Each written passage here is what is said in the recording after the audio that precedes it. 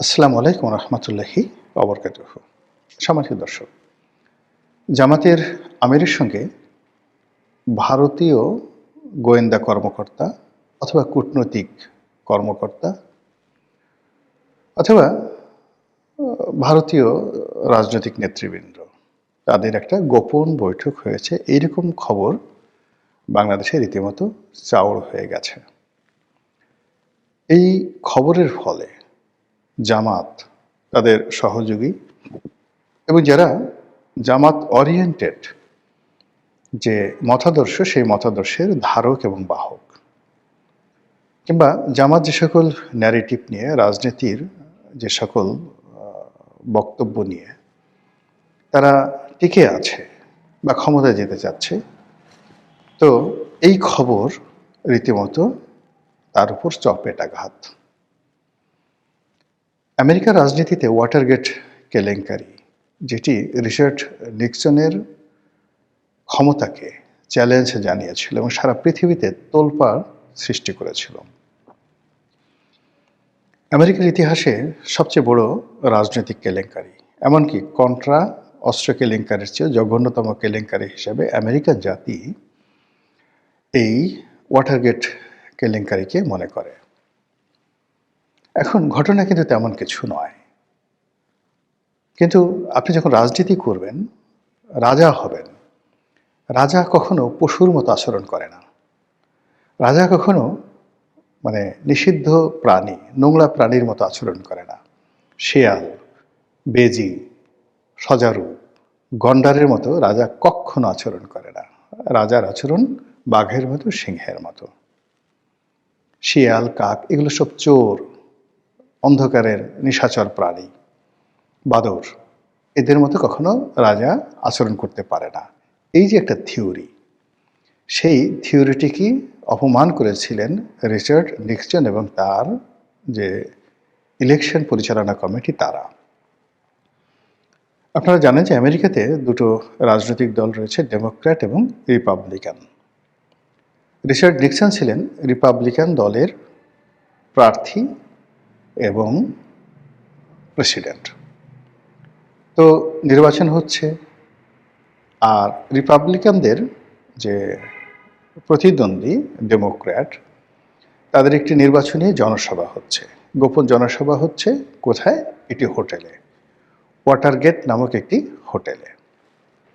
তো সেখানে ডেমোক্র্যাটরা কি আলোচনা করে গোপনে, সেই বিষয়গুলো জানার জন্য রিচার্ড নিক্সনের যে সকল নির্বাচনী কর্মকর্তা আছেন, তারা ওই জমানাতে 1970 সনে আধুনিক কালের এতটা ডিভাইস ছিল না, তারা সেখানে একটা টেপ রেকর্ডার স্থাপন করেছিল। পরবর্তীতে সেই টেপ রেকর্ডারটি ধরা পড়ে এবং তদন্তে বের হয়ে আসে যে এই কাজ রিপাবলিকানরা করেছে, অর্থাৎ প্রেসিডেন্ট নিক্সন করেছে। অমনি সারা আমেরিকার রাজনীতির ইজ্জতের উপর ঘা লাগে। চারিদিকে শুধু সি সি রব পড়ে যায় যে মানুষ এত খারাপ হতে পারে।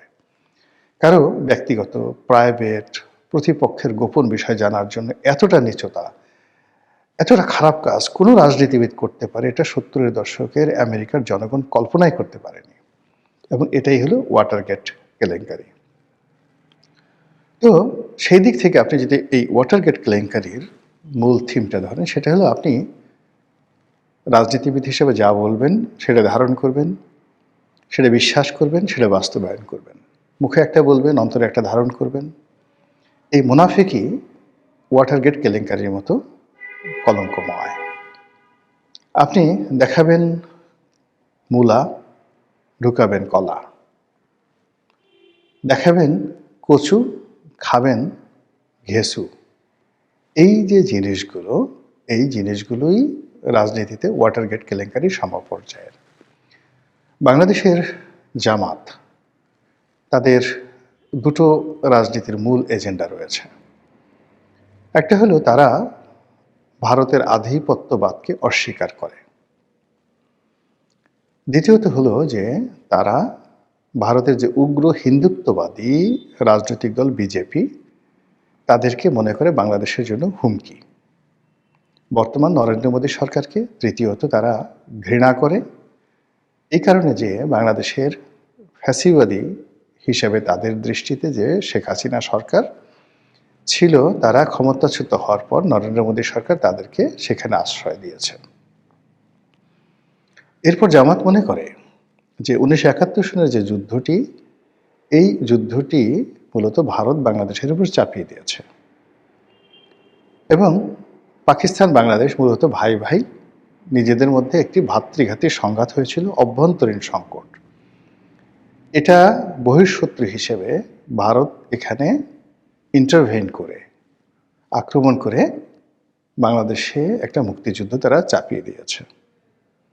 কাজেই তারা 1971 সনে রাষ্ট্রের পক্ষে থেকে দেশপ্রেমের কাজ করেছেন এবং তারা যে যুদ্ধ করেছে ভারতীয় বাহিনীর বিরুদ্ধে, সেক্ষেত্রে ভারত হলো আগ্রাসী বাহিনী আর জামাতের আলবদর, আশামস এবং রাজাকার, তারা হলো মুক্তিযোদ্ধা। এটা জামাতের বিশ্বাস।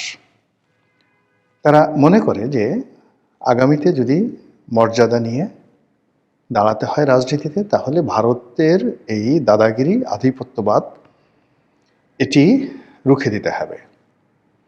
এবং যদিও আমরা এখন স্বাধীন হয়ে গেছি, তবুও স্বাধীন রাষ্ট্র হিসেবে পাকিস্তানের সঙ্গে সর্বোচ্চ বন্ধুত্ব করতে হবে এই ভারতের আধিপত্যবাদ মোকাবেলা করার জন্য। এই হলো তাদের বিশ্বাস।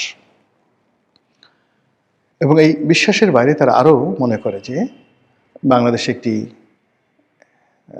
ইসলামিক প্রজাতন্ত্র হতে পারে অথবা ইসলামিক এমিরেটস হতে পারে, জাস্ট লাইক আফগানিস্তান, সংযুক্ত আরব আমিরাত, কিংবা একেবারে নিদেন পক্ষে তুরস্কের মতো একটি উদারনৈতিক ইসলামিক দল দ্বারা এই দেশ শাসিত হতে পারে, এরদোয়ানের মতো। এই মডেলগুলো নিয়ে তারা এগোয়। তারা রাজনীতির ফিলোসফি হিসেবে তারা ইখওয়ানে মুসলিমিন যে সংগঠনগুলো আছে, মুসলিম ব্রাদারহুড যে সংগঠন আছে, তুরস্কের এবি পার্টি আছে, তাদেরকে তারা মনে করে যে জামাত ইসলামী এইরকমভাবে আসলে কাজ করতে চায়। নেতা হিসেবে তারা সৈয়দ কুতুব, মুসলিম ব্রাদারহুডের যে 50-এর দশকে সামরিক বিপ্লব ঘটিয়েছিল, সেই সৈয়দ কুতুব তাকে মনে করে। তারপরে কারজাভি, ইউসুফ কারজাভি এরকম একজন ইন্টেলেকচুয়াল রয়েছেন, তাকে তাদের আধ্যাত্মিক নেতা মনে করেন। আর আবুল আলা মওদুদি এবং আবু ওহাব নজদি, এদের যে ধর্মতত্ত্ব, সেই ধর্মতত্ত্ব তারা ইবনে আরাবি পর্যন্ত, অর্থাৎ আগে ইবনে আরাবির থেকে যে থিওলজি, মুসলিম থিওলজি, ইসলামিক থিওলজি শুরু হয়েছে, সেই ইবনে আরাবি, তারপর ইবনে কাসির, ইবনে কাসিরের পর আবু ওহাব নজদি, এরপরে আবুল আলা মওদুদি হয়ে বাংলাদেশে গোলাম আজম হয়ে এই ধর্মতত্ত্ব তারা বিশ্বাস করে। তো এইভাবে করতে করতে করতে করতে 2024 সালের যে জুলাই আগস্ট বিপ্লব হলো, সেই বিপ্লবের সবচেয়ে বড় স্টেক হোল্ডার, মাস্টার মাইন্ড, সেনাপতি, যা বলেন না কেন, এটা মূলত জামাত। আমরা সবাই এখন জানি যে এনসিপি, টেনসিপি, অন্য যে সকল 10টি প্রক্সি সংগঠন রয়েছে, 10 থেকে 15টি, এটি মূলত জামাতেরই A team, B team, C team, D team. তাদের মাধ্যমে সেই যে 2008-9 সন থেকে জামাত যে প্রস্তুতি নিয়ে যাচ্ছে ধারাবাহিকভাবে, সেটির বিস্ফোরণ ঘটেছে 2024 সনের আগস্ট মাসে। ফলে জামাত এই মুহূর্তে বাংলাদেশের সবচেয়ে শক্তিশালী সংগঠন, যাদের হাতে রাষ্ট্র ক্ষমতা আছে। এবং আজকের দিন পর্যন্ত জামাতই আসলে রাষ্ট্র চালাচ্ছে। আর জনপ্রিয় দল হিসেবে, শক্তিশালী দল হিসেবে, যেখানে যেখানে আসলে প্রভাব বিস্তার করলে জামাতের ক্ষমতায় আসতে, রাষ্ট্র পরিচালনা করতে কোনো সমস্যা হবে না, বরং বদনাম হবে, সেই জায়গাগুলো তারা বিএনপিকে ছেড়ে দিয়েছে। Tempo stand, bus stand, bank, বিমা, চাঁদাবাজি থেকে শুরু করে পুলিশের বড় বড় নিয়োগ বদলি, সিভিল সার্ভিসের মানে মিডল ক্লাসের কর্মকর্তাগুলো সব জামাত তাদেরকে ছেড়ে দিয়েছে এবং বিএনপি সেইকে নিয়ে মুড়ি মুরকির মতো তারা খাচ্ছে।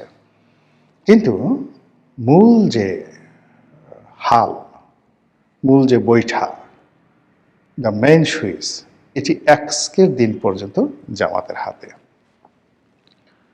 তো এই সময়ের মধ্যে জামাতের আমির আন্তর্জাতিক বার্তা সংস্থা রয়টার্সকে একটি সাক্ষাৎকার দিলেন।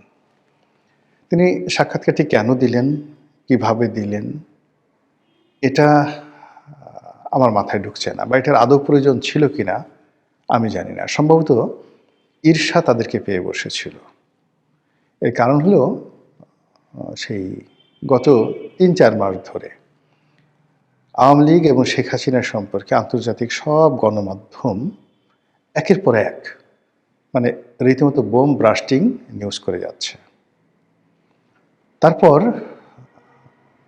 তারেক রহমান সাহেবের আগমন, বেগম খালেদা জিয়ার অসুস্থতা এবং সর্বশেষ তার জানাজা নিয়ে আন্তর্জাতিক গণমাধ্যমে কেবল বিএনপি বিএনপি বিএনপি।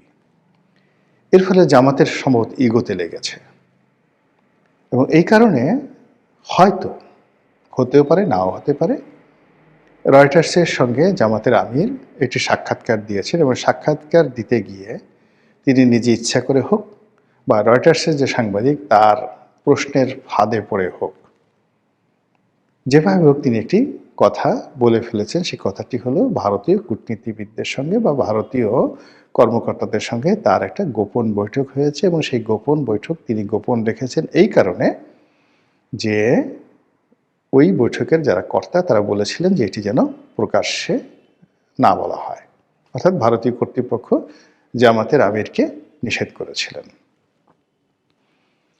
এই কথার আগা মাথা, সত্য মিথ্যা মানে অন্তর্নিহিত তাৎপর্য কোনো কিছু বিবেচনা না করে চারিদিকে শুধু ছি ছি ছি ছি ছি, সেই ওয়াটারগেট কেলেঙ্কারির মতো এত সুন্দর দাড়ি নিয়ে, এত সুন্দর টুপি নিয়ে এইভাবে মানুষ এই কাজ করে, সারাক্ষণ মানে ইন্ডিয়াকে গালাগালি করছেন, এই মানে আপনাদের যে বি টিম সি টিম দিয়ে 7 সিস্টার আলাদা করছেন, ডি টিম দিয়ে মুজাহিদ বাহিনী গঠন করছেন, দিল্লি দখল করবেন, আর অন্যদিকে ক্ষমতায় যাওয়ার জন্য দিল্লির পাস আসছেন, দিল্লির লোকের সাথে গোপনে বৈঠক করছেন। কেউ বলছে যে তিনি যখন অসুস্থ ছিলেন তখন তার সঙ্গে দেখা করতে এসছে, কেউ বলছে তিনি দেখা করার জন্য লন্ডনে গেছেন, এবং জামাতের যারা লোকজন আছেন, এরকম একটা ছিছি অবস্থা। অন্যদিকে যেটা হলো, জামাতের যে সকল ভাড়া করা বটবাহিনী আছে, যারা ইউটিউবার রয়েছে, যাদেরকে সবাই টোকাই ইউটিউবার বলে, এদের কারো নাম 3 ইঞ্চি, কারো নাম ইল্লু, কারো নাম পিঙ্কু, নানা রকম এদের নাম হয়ে গেছে। এই লোকগুলো এই ভারত বিরোধিতাকে চাঙ্গা করে মানে কতগুলো অন্ধ বাংলাদেশের মানুষ, কতগুলো অন্ধ, কতগুলো বেকুব, কতগুলো মূর্খ, এই একটা বেস, একটা ফ্যান এবং ফলোয়ার বেস তারা গড়ে তুলেছে এই বট বাহিনী। তো এই বট বাহিনীর মুখে মানে জোকের মুখে যদি আপনি লবণ দেন, কিংবা ধরুন কোনো একটা মানুষের মুখের মধ্যে যদি আপনি খুব দুর্গন্ধযুক্ত মনুষ্যবিষ্ঠা আচ্ছা মতো তার মুখের মধ্যে ভরে দেন এবং মেখে দেন, তখন সেই প্রাণীটির যে দুরবস্থা হবে। এখন এই যে জামাতের বট বাহিনী, জামাতের ভাড়া করা সেই ইউটিউবার, এই গোষ্ঠীটির মুখে রীতিমতো সেই আবর্জনা পড়েছে, চুন পড়েছে, চুনকালি লেগে গেছে। তারা এখন কি বলবে? ঘটনা যা গবার তা ঘটে গেছে, আলোচনা হচ্ছে, সমালোচনা হচ্ছে। এর মধ্যে জামাতের পক্ষ থেকে, আমিরের পক্ষ থেকে বলা হয়েছে যে এটা একেবারে নেহায়েত একটি যাকে বলা হয় সৌজন্য সাক্ষাৎ ছিল।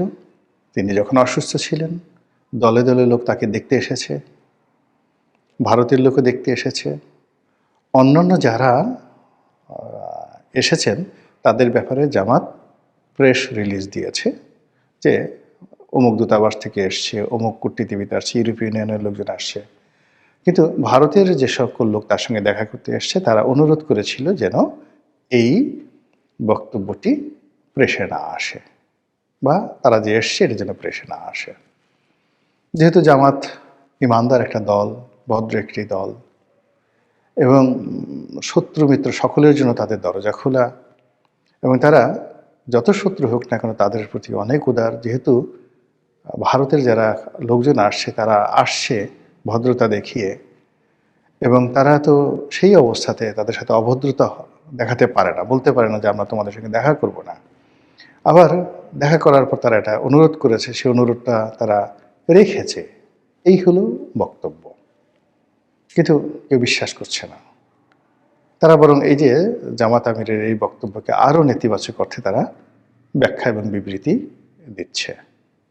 সব মিলিয়ে মানে জামাতের জন্য এই যে এই সময়টি একের পর এক, এই যে হাদির মৃত্যু, বেগম জিয়ার মৃত্যু, তারেক রহমান সাহেবের বাংলাদেশে আসা, এই রয়টার্সের সাথে সাক্ষাৎকার দেওয়া, এরপরে প্রধান বিচারপতির সেই শপথ গ্রহণ উপলক্ষে ডক্টর মোহাম্মদ ইউনূসের বঙ্গভবনে যাওয়া, বঙ্গভবনে যাওয়ার পর সেখানে শাহাবুদ্দিন চুপ্পু সাহেবের যে ভাবসাব, তার মুখের হাসি এবং তার যে হাঁটা চলা, সব মিলিয়ে জামাত গত 17 মাস ধরে যে স্বাচ্ছন্দ্যে চলছিল, যে একটা গন্তব্য তৈরি করে ফেলেছিল, এবং যেভাবে একটা সরকার গঠন করার জন্য তারা আশাবাদী হয়ে পড়েছিল, যেভাবে তারা একটি খেলাফত কায়েমের চিন্তা করেছিল, সব মিলিয়ে এই রয়টার্সের সাক্ষাৎকারের মাধ্যমে যে ঝামেলা তৈরি হয়েছে, যে দৈন্যতা প্রকাশ পেয়েছে, যে রাজনৈতিক কেলেঙ্কারি তৈরি হয়ে গেছে, এটি সম্ভবত তারা সামাল দিতে পারবে না। মহান আল্লাহ আমাদের সবাইকে হেদায়েত দান করুন এবং হেফাজত করুন। আসসালামু আলাইকুম ওয়া রাহমাতুল্লাহি ওয়া বারাকাতুহু।